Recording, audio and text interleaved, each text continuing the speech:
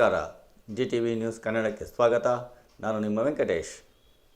ಮಾಗಡಿ ಪಟ್ಟಣದ ಐತಿಹಾಸಿಕ ಕೆಂಪೇಗೌಡರ ಕೋಟೆ ಮೈದಾನದಲ್ಲಿ ತಾಲೂಕು ಆಡಳಿತ, ತಾಲೂಕು ಪಂಚಾಯಿತಿ ಹಾಗೂ ರಾಷ್ಟ್ರೀಯ ಹಬ್ಬಗಳ ಆಚರಣಾ ಸಮಿತಿ ಮಾಗಡಿ ಇವರ ಸಂಯುಕ್ತ ಆಶ್ರಯದಲ್ಲಿ 77ನೇ ಗಣರಾಜ್ಯೋತ್ಸವ ದಿನಾಚರಣೆ ಕಾರ್ಯಕ್ರಮವನ್ನು ಆಯೋಜಿಸಲಾಗಿತ್ತು. ಈ ಕಾರ್ಯಕ್ರಮವನ್ನು ಶಾಸಕ HC Balakrishna, tahsildar doctor Prathibha R, EO Jaipal, DYSP Ravi, BEO Chandrashekar ಅವರುಗಳು ಮಹಾತ್ಮ ಗಾಂಧೀಜಿ ಹಾಗೂ ಅಂಬೇಡ್ಕರ್ ಅವರ ಭಾವಚಿತ್ರಗಳಿಗೆ ಪುಷ್ಪಾರ್ಚನೆ ಮಾಡಿ ರಾಷ್ಟ್ರಧ್ವಜ ಹಾರಿಸುವುದರ ಮೂಲಕ 77ನೇ ಗಣರಾಜ್ಯೋತ್ಸವ ದಿನಾಚರಣೆಯನ್ನು ಆಚರಿಸಿದರು. ನಂತರ ವೇದಿಕೆ ಕಾರ್ಯಕ್ರಮವನ್ನು ದೀಪ ಬೆಳಗಿಸಿ ವೇದಿಕೆ ಕಾರ್ಯಕ್ರಮಕ್ಕೆ ಚಾಲನೆ ನೀಡಿದರು.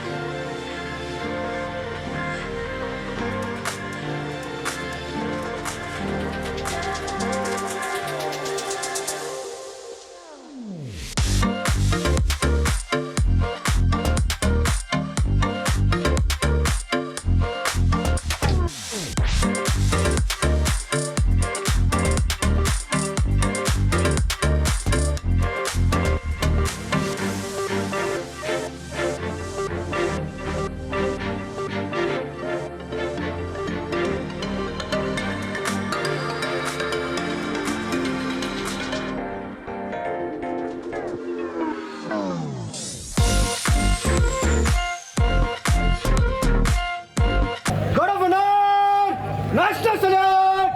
Present! Hug!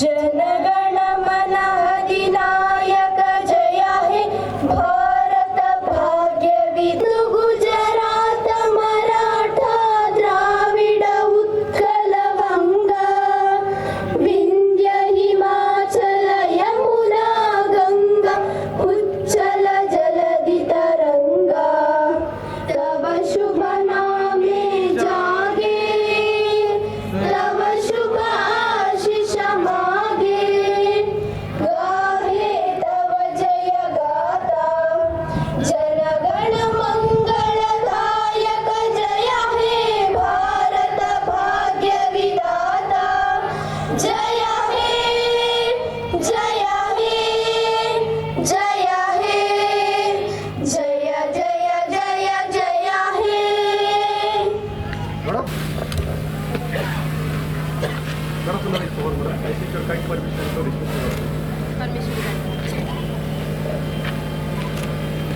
God of honor! Slope! Arms! God of honor! Please, please.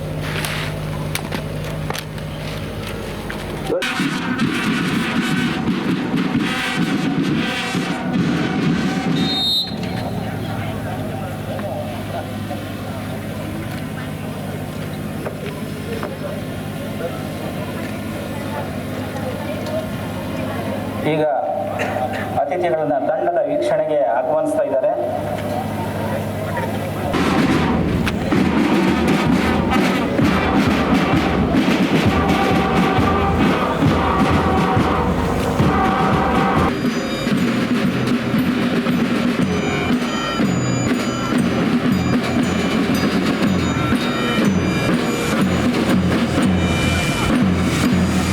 ಮಂಗಳ ವಿದ್ಯಾಕೇಂದ್ರ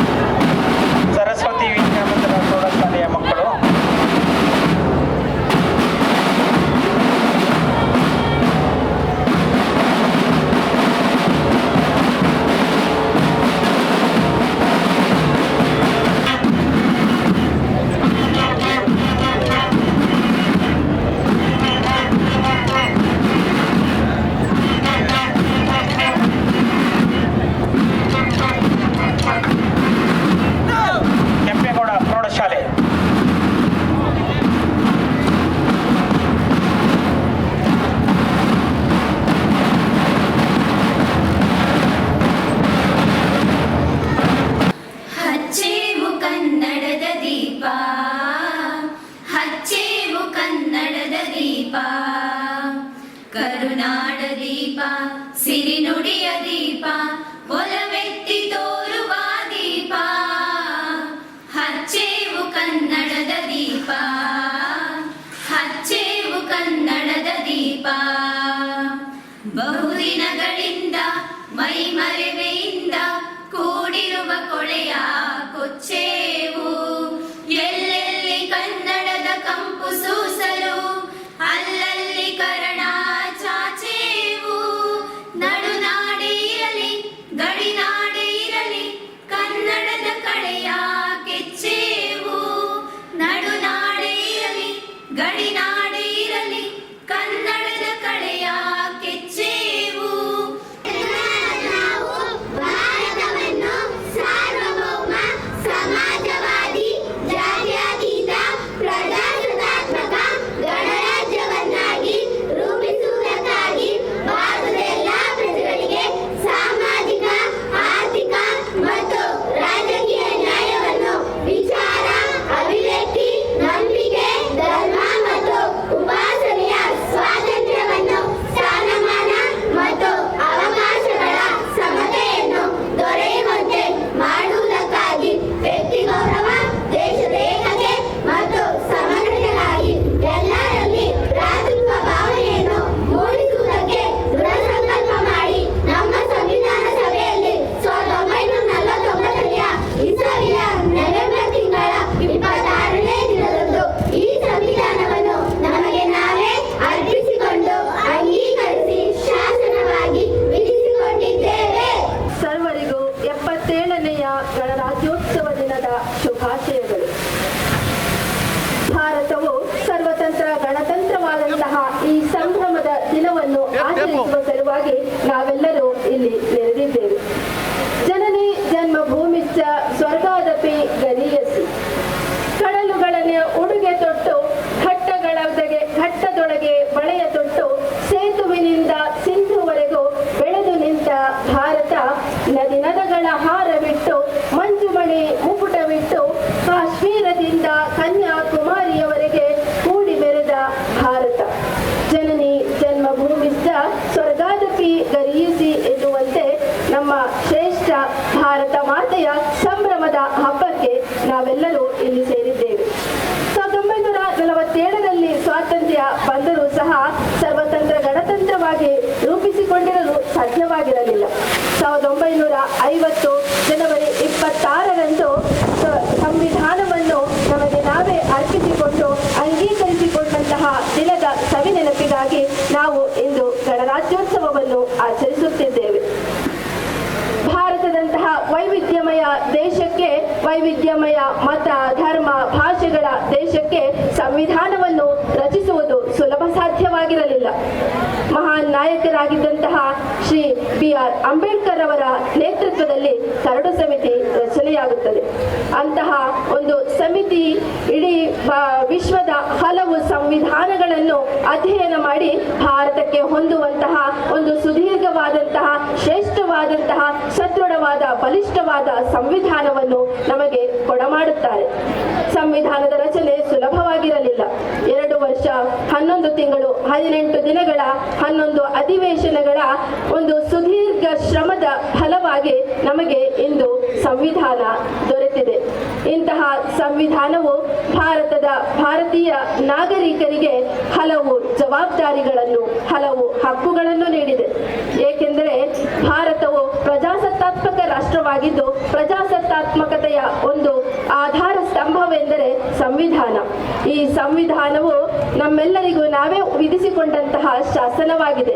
ಇಂತಹ ಒಂದು ಶಾಸನದ ಒಂದು ಪ್ರತಿಫಲವೇ ನಾವೆಲ್ಲರೂ ಇಂದು ಸರ್ವತಂತ್ರ ಸ್ವತಂತ್ರ ಪ್ರಜೆಗಳಾಗಿ ಭಾರತದಂತಹ ಒಂದು ಶ್ರೇಷ್ಠ ನೆಲದಲ್ಲಿ ನಾವು ವಾಸಿಸುತ್ತಿದ್ದೇವೆ.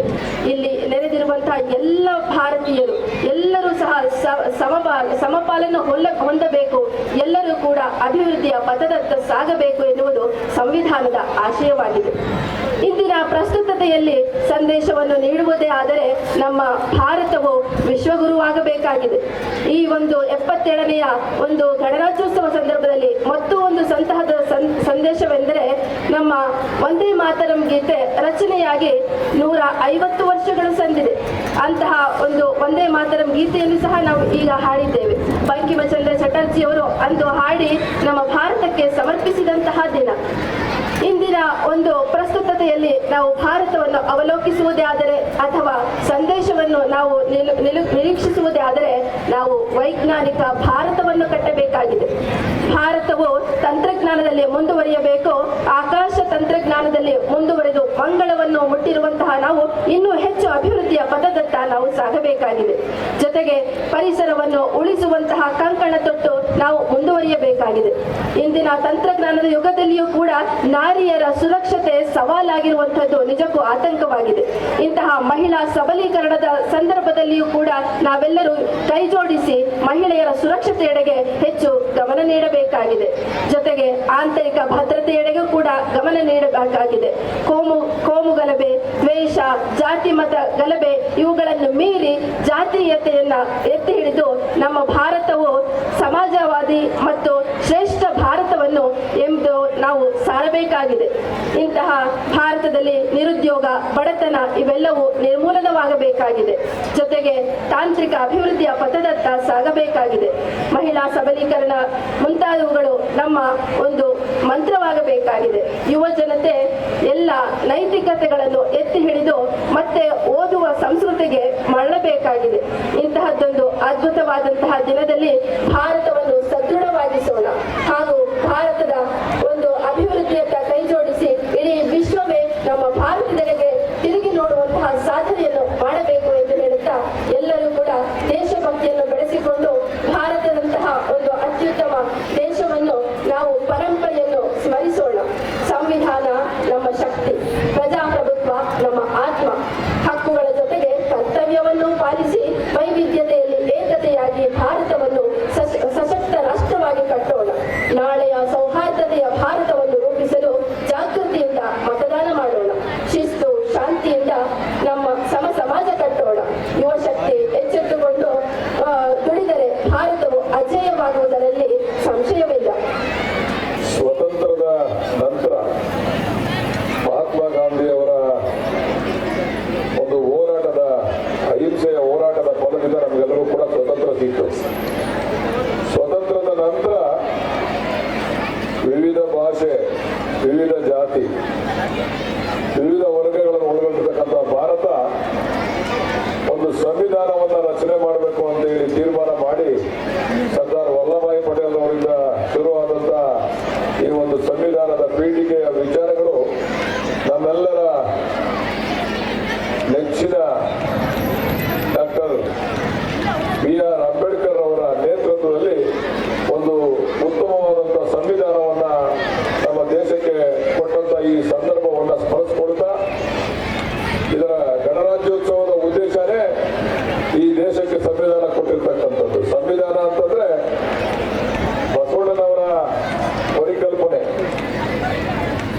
ಸಮಾಜದ ನಿರ್ಮಾಣ ಆಗ್ಬೇಕು ಅಂತಕ್ಕಂಥದ್ದು, ಜಾತ್ಯತೀತ ನಿಲುವನ್ನು ಇಟ್ಕೋಬೇಕು ಅಂತಕ್ಕಂಥದ್ದು, ಪ್ರತಿಯೊಬ್ಬರು ಕೂಡ ಈ ದೇಶದಲ್ಲಿ ಬದುಕ್ತಕ್ಕಂಥ ಹಕ್ಕನ್ನ ಪಡ್ಕೊಳ್ಬೇಕು ಅಂತಕ್ಕಂಥದ್ದು, ಬಡವ ಬಲ್ಲಿದ ಅಂತಕ್ಕಂಥ ಭೇದ ಭಾವ ಇಲ್ಲದೆ ಪ್ರತಿಯೊಬ್ಬರು ಕೂಡ ನೆಮ್ಮದಿಯಿಂದ ಜೀವನ ಮಾಡಬೇಕು ಅಂತಕ್ಕಂಥ ವಿಚಾರಗಳನ್ನ ಇಟ್ಕೊಂಡು ಈ ಸಂವಿಧಾನ ರಚನೆ ಆಯಿತು.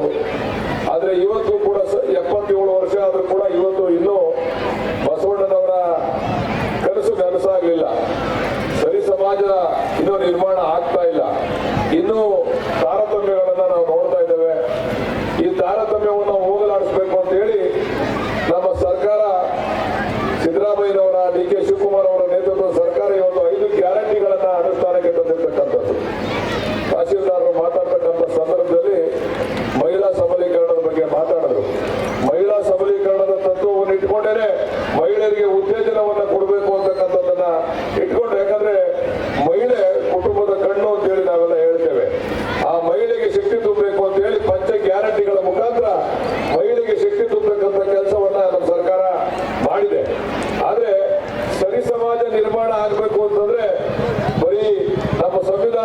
ನಿರ್ಮಾಣ ಆಗೋದಿಲ್ಲ.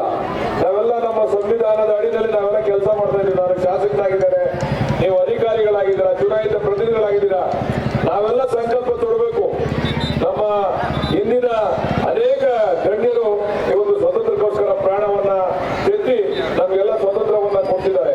ಈ ಸ್ವತಂತ್ರವನ್ನ ನಾವು ಯಾವ ರೀತಿ ಉಪಯೋಗಿಸಿಕೊಂಡು ಪ್ರತಿಯೊಬ್ಬರಿಗೂ ಕೂಡ ಅವರು ಬದುಕ್ತಕ್ಕಂಥ ಹಕ್ಕನ್ನ ಕೊಡಬೇಕು ಅಂತ ಹೇಳಿ ನಾವೆಲ್ಲ ಕೂಡ ತೀರ್ಮಾನ ಮಾಡಬೇಕಾಗ್ತದೆ. ನಾವಿರ್ತಕ್ಕಂಥ ಅಧಿಕಾರಿಗಳು ಪ್ರಾಮಾಣಿಕವಾಗಿ ನಮ್ಮ ಜವಾಬ್ದಾರಿಗಳನ್ನ ಅರ್ಥ ಮಾಡಿಕೊಂಡು ಕೆಲಸ ಮಾಡಿದಾಗ ಮಾತ್ರ ಈ ಒಂದು ಸಂವಿಧಾನಕ್ಕೆ ಗೌರವ ಬರ್ತದೆ ಅಂತಕ್ಕಂಥ ಮಾತನ್ನ ಈ ಸಂದರ್ಭದಲ್ಲಿ ಹೇಳ್ತಾ, ನಾವು ಬರೀ ಭಾಷಣ ಮಾಡೋದ್ರಿಂದ ಮಾತಾಡೋದ್ರಿಂದ ಪ್ರಯೋಜನ ಆಗೋದಿಲ್ಲ. ಆದ್ರೆ ನಮ್ಮ ಆತ್ಮದಲ್ಲಿ ಇರಬೇಕು. ಈ ಸರಿ ಸಮಾಜದ ನಿರ್ಮಾಣ ಆಗ್ಬೇಕು. ಪ್ರತಿಯೊಬ್ಬ ಪ್ರಜೆಗೂ ಕೂಡ ಗೌರವ ಕೊಡ್ತಕ್ಕಂಥದ್ದು ಆಗ್ಬೇಕು. ಪ್ರತಿಯೊಬ್ಬರಿಗೂ ಕೂಡ ಇದು ನಮ್ಮ ಸರ್ಕಾರ ಅಂತಕ್ಕಂಥ ಭಾವನೆ ಬರಬೇಕು. ಇದು ನಮ್ಮ ದೇಶ ಅಂತಕ್ಕಂಥ ಭಾವನೆ ಬರಬೇಕು. ಆ ಒಂದು ಹೆಮ್ಮೆ ಮೂಡಬೇಕು ಅಂತಂದ್ರೆ ನಾವೆಲ್ಲರೂ ಕೂಡ ಪ್ರಾಮಾಣಿಕವಾಗಿ ನಾವೆಲ್ಲ ಕೇಳಿ ವೇದಿಕೆ ಮೇಲೆ ಇರ್ತಕ್ಕಂಥ ಎಲ್ಲ, ಅದು ರಾಜಕಾರಣಿಗಳಿರ್ಬೋದು, ಅಧಿಕಾರಿಗಳಿರ್ಬೋದು, ನಾವು ಪ್ರಾಮಾಣಿಕವಾಗಿ ಕೆಲಸ ಮಾಡಿದಾಗ ಮಾತ್ರ ಈ ಗಣರಾಜ್ಯೋತ್ಸವವನ್ನು ಆಚರಣೆ ಮಾಡೋದಕ್ಕೆ ಅರ್ಥ ಬರ್ತದೆ ಅಂತಕ್ಕಂಥ ಮಾತನ್ನ ಹೇಳ್ತಾ, ಇವತ್ತು ಬಹಳ ಸುಂದರವಾದಂತಹ ಈ ಒಂದು ಕಾರ್ಯಕ್ರಮ, ವಿಶೇಷವಾಗಿ ನಮ್ಮ ಶಿಕ್ಷಕರು, ವಿವಿಧ ಶಾಲೆಯ ಶಿಕ್ಷಕರು ಮಕ್ಕಳನ್ನ ತಯಾರು ಮಾಡಿಕೊಂಡು ಬಹುಶಃ ಇವತ್ತು ಬೆಳಗ್ಗಿಂದಲೇ ಸುಮಾರು ಒಂದು 15 ದಿವಸದಲ್ಲಿ ತರಬೇತಿಯನ್ನ ಕೊಟ್ಟು ಬಹಳ ಸುಂದರವಾದಂತಹ ಒಂದು ಕಾರ್ಯಕ್ರಮವನ್ನ ನಿರೂಪಣೆ ಮಾಡಲಿಕ್ಕೆ ನೀವೆಲ್ಲ ಕಾರಣೀಭೂತರಾಗಿದ್ದೀರಾ. ಎಲ್ಲಾ ಶಿಕ್ಷಕರಿಗೆ, ಆಮೇಲೆ ಅದಕ್ಕೆ ತಯಾರು ಮಾಡಿದಂತ ನಮ್ಮ BOರವರು ಮತ್ತೆ ಅವರ ತಂಡ, ಅವ್ರಿಗೂ ಕೂಡ ನಾನು ಈ ಸಂದರ್ಭದಲ್ಲಿ ನಾನು ಈ ಕ್ಷೇತ್ರದ ಜನತೆಯ ಪರವಾಗಿ ವೈಯಕ್ತಿಕವಾಗಿ ಅಭಿನಂದನೆಯನ್ನ ಸಲ್ಲಿಸಲಿಕ್ಕೆ ಇಚ್ಛೆ ಪಡ್ತೇನೆ. ಆದ್ರೆ ಇನ್ನೂ ಬಹಳಷ್ಟು ಬದಲಾವಣೆಗಳಾಗಬೇಕು. ಬಹಳ ಬದಲಾವಣೆಗಳನ್ನ ತರಬೇಕು. ಪ್ರತಿ ವರ್ಗನೂ ಕೂಡ ನಾವು ಹಂತ ಹಂತವಾಗಿ ನಾವು ಏಳಿಗೆಯನ್ನ ನೋಡ್ಬೇಕು. ಪ್ರತಿ ಹಂತದಲ್ಲಿ ಬದಲಾವಣೆಗಳನ್ನ ನೋಡ್ಬೇಕು. ಬಹುಶಃ ಇನ್ನೂ ಕೂಡ ಬದಲಾವಣೆಗಳಾಗಬೇಕು. ಈಗ ಕಾರ್ಯಕ್ರಮವನ್ನ ಚೆನ್ನಾಗಿ ಮಾಡಿದಿರ, ಇಲ್ಲ ಅಂತ ಹೇಳಲ್ಲ, ಇನ್ನೂ ಕೂಡ ಶಿಸ್ತುಬದ್ಧವಾಗಿ ನಾವೆಲ್ಲ ಸೇರಿ, ಇದು ನಿಮ್ಮ ಒಬ್ಬರ ಜವಾಬ್ದಾರಿ ಅಲ್ಲ, ಪ್ರತಿಯೊಬ್ಬರ ಅಧಿಕಾರಿಗಳಿಂದ ಹಿಡಿದು, ಮಕ್ಕಳಿಂದ ಹಿಡಿದು, ಶಿಕ್ಷಕರಿಂದ ಹಿಡಿದು ಪ್ರತಿಯೊಬ್ಬರ ಕರ್ತವ್ಯ ಕೂಡ. ಇವತ್ತು ನಾವು ನಾಡಹಬ್ಬವನ್ನ ನಾವು ಯಾಕೆ ಆಚರಿಸ್ತೇವೆ ಅಂತಂದ್ರೆ ನಮ್ಮ ಮಕ್ಕಳಿಗೆ ನಾವು ಪಾಠವನ್ನು ಹೇಳ್ಬೇಕಾಗಿದೆ. ಮುಂದಿನ ಪೀಳಿಗೆಗೆ ಸಂವಿಧಾನವನ್ನ ಕೊಟ್ಟಂತವ್ರು ಯಾರು, ಯಾತಕ್ಕೋಸ್ಕರ ಸಂವಿಧಾನವನ್ನ ಕೊಟ್ಟರು, ಈ ಸಂವಿಧಾನದ ಉದ್ದೇಶ ಏನು ಅಂತಕ್ಕಂಥದನ್ನ ನಮ್ಮ ಮಕ್ಕಳಿಗೆ ಪ್ರತಿ ವರ್ಷ ಕೂಡ ತಿಳಿಸಬೇಕಾಗ್ತದೆ ಅಂತಕ್ಕಂಥವನ್ನ ಉದ್ದೇಶವನ್ನ ಇಟ್ಕೊಂಡು ಇವತ್ತು ರಾಜ್ಯೋತ್ಸವವನ್ನ ನಾವೆಲ್ಲ ಕೂಡ ಆಚರಣೆ ಮಾಡ್ತಾ ಇದ್ದೇವೆ. ಮತ್ತೊಮ್ಮೆ ಎಲ್ಲರಿಗೂ ಕೂಡ 77ನೇ ವರ್ಷದ ಗಣರಾಜ್ಯೋತ್ಸವದ ಶುಭಾಶಯವನ್ನ ಕೋರಿ ನಾವೆಲ್ಲ ಕೂಡ ಸಂಕಲ್ಪ ತೊಡೋಣ. ಸರಿ ಸಮಾಜದ ನಿರ್ಮಾಣ ಮಾಡಬೇಕು. ಬಸವಣ್ಣನವರ ಕನಸು ನನಸು ಆಗಬೇಕು. ಆ ದಿಕ್ಕಿನಲ್ಲಿ ಅಂಬೇಡ್ಕರ್ ಅವರು ಕೊಟ್ಟಂತ ಸಂವಿಧಾನ ಅದು ಉತ್ತಮವಾದಂತಹ ಆಶಯವನ್ನ ನಾವೆಲ್ಲರೂ ಕೂಡ ಸಮಾಜಕ್ಕೆ ತಲುಪಿಸತಕ್ಕಂಥ ಕೆಲಸವನ್ನ ಮಾಡಬೇಕು. ಆ ದಿಕ್ಕಿನಲ್ಲಿ ನಾವು ನೀವೆಲ್ಲ ಸೇರಿ ಕೆಲಸ ಮಾಡೋಣ ಅಂತಕ್ಕಂಥ ಮಾತನ್ನ ಹೇಳಿ ನನ್ನ ಮಾತನ್ನ ಮುಗಿಸ್ತೇನೆ. ನಮಸ್ಕಾರ.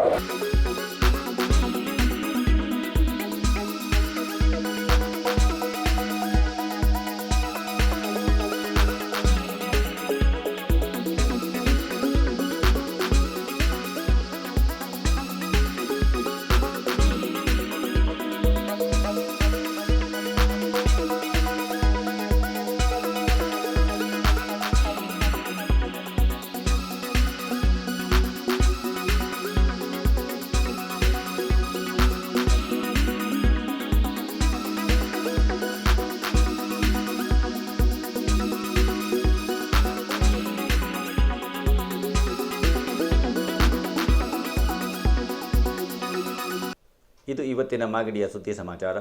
ನಿರಂತರ ಸುದ್ದಿ ಸಮಾಚಾರಕ್ಕೆ ವೀಕ್ಷಿಸಿ ನಿಮ್ಮ GTV ನ್ಯೂಸ್ ಕನ್ನಡವನ್ನು. ವಂದನೆಗಳು.